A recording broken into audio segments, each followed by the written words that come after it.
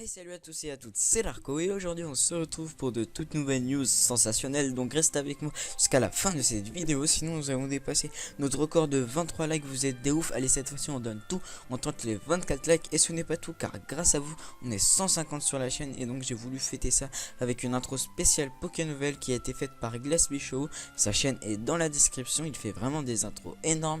Et en plus il fait ça seulement avec son portable. Allez, je pense que je vous ai assez retenu comme ça. Bon visionnage.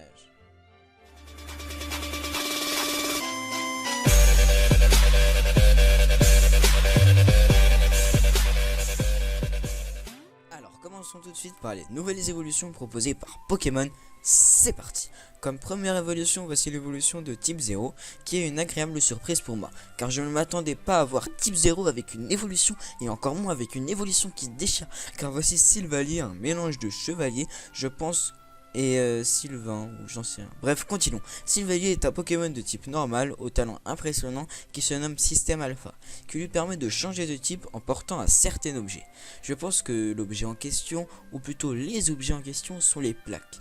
Oui, les plaques, vous savez, les objets un peu éparpillés partout sur la map, avec laquelle votre attaque devient plus puissante, mais elle n'a pas que cette fonction, puisqu'elle permet aussi à Arceus de changer de forme. Bref, déjà que type 0 a des ressemblances avec Arceus, ne me faites pas dire que Sylvalier est sa pré-évolution.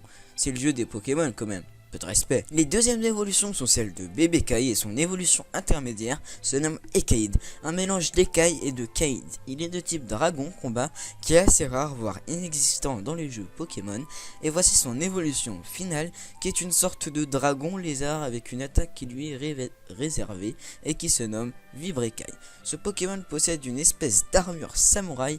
Bref, c'est très chelou, mais c'est original et nous, l'originalité, on aime ça. De plus, ses deux talents sont pare-balles et anti-bruit, sans compter son talent secret. Oh, qu'elle est mignonne, notre petite croquine. J'espère que son évolution le sera aussi. Voici Candine, un Pokémon qui garde le type plante, on dirait une fillette qui a été transformée en Pokémon. C'est vraiment super mignon et assez glauque d'ailleurs. Passons tout de suite à son évolution finale qui se nomme Sucrène. Alors là, je comprends pas. Pouvez-vous me dire où sont passés ces bras, sérieux? Non, attendez, je crois qu'on est sur une piste. Attendez, encore un tout petit peu s'il vous plaît. Ah, ils sont là, c'est bon, je les ai trouvés. Sinon, passons. Sucrène est un Pokémon au style extravagant, avec une couronne au-dessus de sa tête. On peut facilement imaginer qu'elle incarnera la reine d'une forêt à Alola. De plus, Sucrène possède un talent et une capacité qui lui sont propres. Il s'agit de prestance royale et de bottes sucrètes. Notre petite abeille de type insecte effet qui évolue en Rubombelle, une magnifique abeille avec les talents écran poudre et cherche miel. J'espère que nous aurons le droit à une évolution finale, car si ça s'arrête comme ça, ce sera une vraie déception pour moi. Oh là là, les formes d'Alola, qu'est-ce qu'elles sont belles, bien évidemment. Sans compter Ratatak, j'espère que nous n'aurons plus d'autres déceptions à ce niveau. Et donc voici la forme d'Alola de... What the fuck, qui a créé ça? Faut mettre des lunettes là, monsieur, parce que là, à la fin de cet épisode, à cause de vous, on va tous en mettre. Ouf, voilà, c'est enfin terminé. Respirons un... Je ne vais pas rouvrir les yeux, je ne vais pas rouvrir... Ah, je deviens aveugle, qu'est-ce qui se passe, Sainte Marie-Joseph? Êtes-vous là? Oh punaise, je vois des arcs-en-ciel. Attendez, je mets des lunettes. Ah bah non, en fait, il s'agit juste de gros tas de morve qui a fusionné avec des arcs-en-ciel pour retomber dans des cailloux. Franchement... Là, bravo Nintendo. Niveau imagination, il y a du niveau. Malgré ça, il sera tout de même de type ténèbres et poison. De nouveaux dresseurs sont apparus à Alola.